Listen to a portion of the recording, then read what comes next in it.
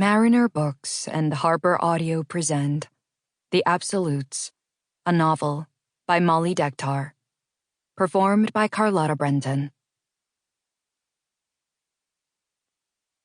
For only in praising is my heart still mine, so violently do I know the world.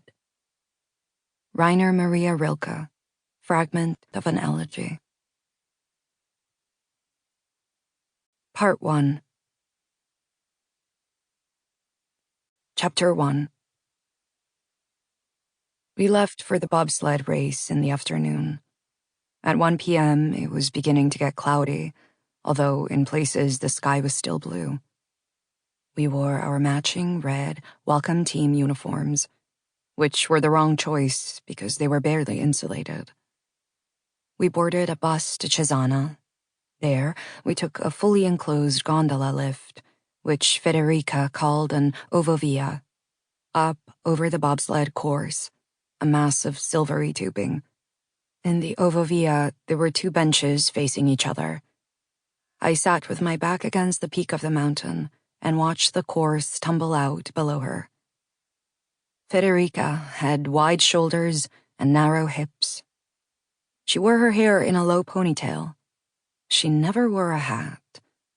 She had a long, straight nose with no dip where it met her forehead, like Augustus Caesar's profile on coins, and angry eyes that were archaically large, too large for her face. We got out at the bobsled course, but it was deserted. So we got into another ovovia and made it up over the Sci di Fondo course to the top of the mountain. Back at Cesana Pariol, we built a snowman, and I couldn't tell what language the children were speaking. We entered the course and walked all around to try to warm ourselves before settling into a spot near the starting line, where the track went vertical and the 5 rings were printed in blue below the ice. We sat on a platform built for a TV camera, and I chatted with an alpino in a feathered cap. Federica ignored me for a long while, as usual, though there was nothing to do but talk to me. Then she made me reach under her red uniform jacket and take her phone out of her right pocket because her hands were frozen. The best part of the race was the noise, a low rumble that shot from one ear to the other like a stereo. The bobs were very shiny. We stayed for 1 heat. It was just too cold. We got back in the ovovia and went up the mountain again. The air was so charged with misty snow we couldn't even see the car ahead of us. This was how I met Nicola. He got in our gondola at the top of the mountain. The ground fell away. We slid among the evergreen steeples, and the snow shushed against the rounded windows. I scanned the rubber seal around the doors. The ride back was going to take so long, and there was no way to exit. I felt the first twinklings of panic. I didn't know how to adjust to the intrusion of this boy into our space. The height would have been manageable if he weren't there. I clenched and unclenched my numb toes. She found the word I didn't know, a nobleman. She whispered it to me while he watched, smiling. And nobile. He was a bit older than us, 19.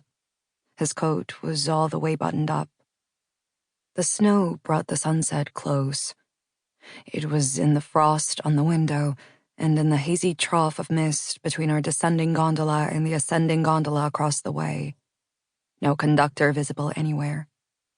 We were caught in a scheme of disembodied geometric power, like Solar System or Vortex Street, carried along by hidden power with hidden motives.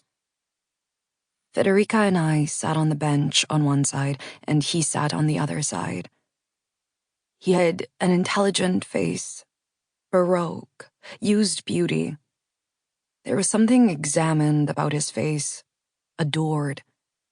I had the sense lots of people looked at him. It was an agile, active face.